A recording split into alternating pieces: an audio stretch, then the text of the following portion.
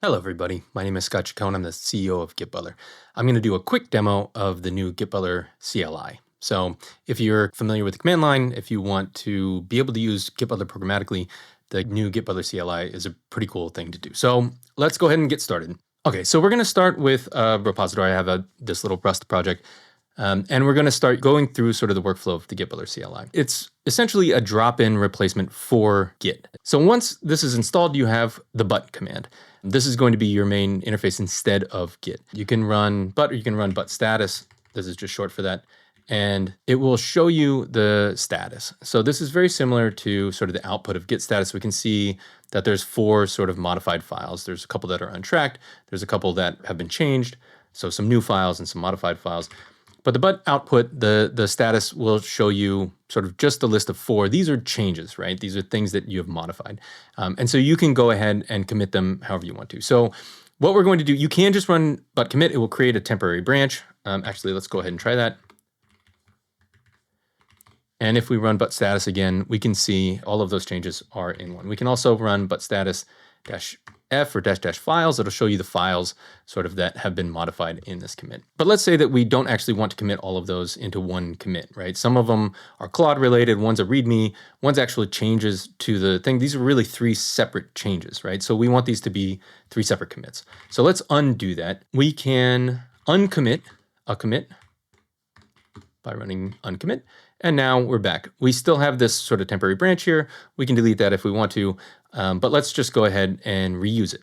I'm going to reword this. I'm going to call the branch Claude stuff. And now I have a new branch here. And I can stage stuff to it, sort of like git add. So we can say but stage G0 and H0. These are sort of the short codes for these. We can also type out the entire path if you want to, but we try to make it fairly easy to do this quickly. And now if I look, these are staged to the Claude stuff branch, and I can commit with -o, which means only the stuff that's staged. If I run commit, it will commit everything that's staged to this and everything that's unstaged. So that'll make more sense when we have more branches. But let's go ahead and commit this. So now we have a branch with a commit on it and a couple of unstaged changes. Now, this is where it gets kind of interesting because unlike Git, let's say that I want to put this README, I want to commit this README and I want to push it up and have a PR open for it. I would normally have to, if I'm on the sort of Claude branch here, I'd have to stash this branch, add this README, commit it, push it up for a pull request. But here, what we can actually do in GitButler is we can have parallel branches. So I can say but branch new, se README, and you can see I have a new branch that comes off. And I can stage that file. I can commit that file. If I look at the files that are changed, right, I have this commit that has these 2 Claude things. I have this README with this one README change. Again, I can do the same thing if I'd like to. I can say commit -c is create, so I can create a new branch this way. And I want to say, actually, let's see what we've actually changed here. I kind of forgot. Oh, this read command. Okay. And that'll take the last uncommitted thing or anything that's uncommitted at this point, and it'll let you create a new branch and commit it to that. And now we can see we have 3 branches. They're all independent of each other. All of those changes are still in our working directory. We haven't actually changed our working directory at all. We're just sort of creating commits in memory. And now I can run but push, and it will say, what do you want to push? Do you want to push all of these? They each have one unpushed commit on them. Do you want to just push one of them? Let's only push the README. Let's say that's the only one that we think is sort of ready right now. And we can just choose that one, and it will push that. And if we look at our status again, we can see that this one is pushed just by the status here, and these ones are local only. So GitButler has a lot of power in working with multiple branches simultaneously, but it can also do stacked branches. So let's look at an example of creating a new thing based on one of the commits that we've done, creating a stacked branch off of it so we can merge the bottom one and continue to work on the top one. Let's say that we want to create a stacked branch. We want this read command to be reviewed and merged in, but we want to be able to keep working on it. This is a good point for doing a stacked branch rather than an independent branch because there is a dependency. So the way that we do that is we can say git branch new -a as an anchor point, which is this se read command, and we can say se read more. And now if we look at this, we can see that we have this branch that's stacked on top. So let's go ahead and edit this. And we can see that this is taking 10 messages and showing them. Let's go ahead and do that as 20 messages, and we'll change this to. And we can see that we have this change, and there's this lock icon because it's changing a file that we've already committed somewhere, and so it's locked to a specific commit. We can really only commit it on top of this because it's changing code that was introduced there.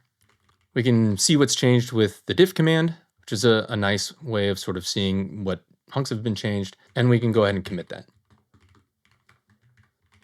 Okay, now just to see how easy it is to sort of change commits around as well, what I'm going to show how to do, we'll do status-f, can see all of the sort of files. Let's go ahead and share this. We already saw push, which will push to the remote that you have, but we can also say PR, which opens up a pull request. So we can say which of these do we want to open pull requests for. So let's go ahead and open pull requests for all of them.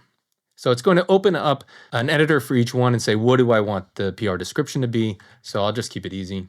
And now we have all of these PRs. Now that we've opened up the PRs, we can actually see these numbers up here. Number 1, number 2, these are the PR numbers, and the messages, we just kind of use the same ones each time. We can also see with the -v command, which is verbose, the URLs for each of these. So let's go ahead and look at one. So this is the PR that changes the README, and we can see that it just has the one commit, and it just has the change to that one README file. So it's isolated.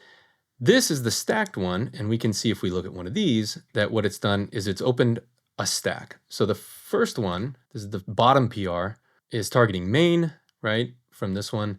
And the second one, which we can jump to here, is targeting the first one. So it actually does a stacked branch properly. So now let's see what happens when we integrate something. Let's go to this pull request, this README one. We can say, okay, this looks good. I'll go ahead and merge it in. This is now upstream. And if we run but pull --check, that will check. We can also run but fetch. It will sort of run this for you. And it will also fetch in the background every once in a while. You might have seen this when we're running some commands. It says I kicked off a background thing, but we can see that this one has been integrated. We can see it integrated upstream. And so when we run git pull, what it's going to do is it's going to get that new information. It's going to rebase our other branches, and it will pull out this integrated branch. So we can see that this has been removed locally. So now when we look, that one is done. These ones have been rebased so that they're updated to the new ones, and we can push them back up if we'd like to do that. And now at any time, if you want to go back to just doing stuff with Git, you can say but teardown, and that will go ahead and choose one of your branches, and you can see that it'll just choose the first branch that you were on. But you still have all of the branches that we were working on here. It's just that your Git can only be on one, so now you're only on one again. So you can use setup and teardown to go in and out of GitButler mode if you want to work on multiple branches or just work with normal Git commit tooling. But again, even if we're in GitButler mode, you can still use most Git commands. So you can say git show on one of these. It's the same thing. You can say git log, the same thing. Git log still works. All of these reading commands work fine. Diff, show, log, all of these things. It's just committing that we're really sort of managing for you in this case. You can also just directly check out a thing, and GitButler will see that, and it will sort of remove everything that it was doing. And again, you should just be fine again. And the last thing that I'm going to show is that all of these commands have a --JSON version. So if you want to run status with --JSON, you can go ahead and do that. If you want to run show on a commit, for example, you can do that. Nearly all of the commands have and you can see all of the commands with but help.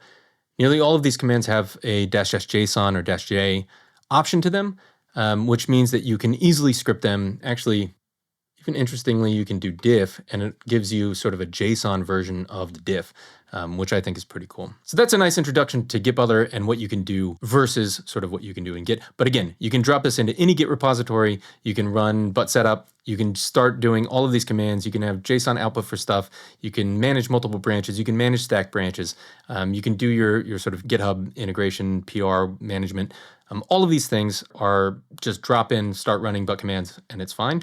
Anytime that you want to go back to Git, even though most of the Git commands still work in this environment, you can just tear it down or check out a branch, and it will clean up everything for you. So go ahead and try it out today. You can go to gitbutler.com/CLI and download it and start playing with it. Drop into our Discord and let me know what you think. Thanks.